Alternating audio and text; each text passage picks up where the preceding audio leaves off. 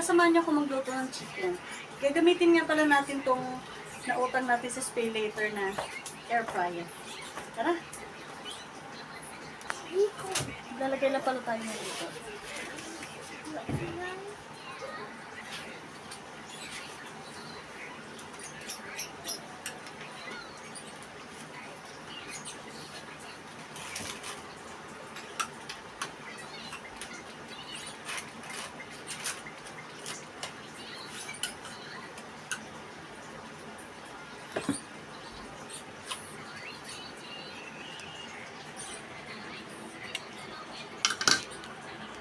At ayan, isasalang na natin siya.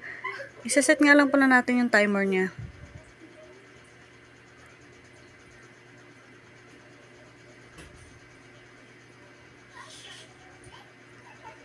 O diba, for the sewang person. Ang sarap lang kasi sa pakiramdam na kahit utang, nakakapagpundal tayo. A few moments later. At ayan, luto na siya. Oh my God.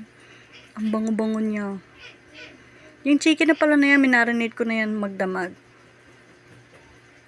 O diba, ang ganda ng pagkakaluto niya. Tamang-tama lang. Tapos ang juicy niya, grabe. O diba, kain na na.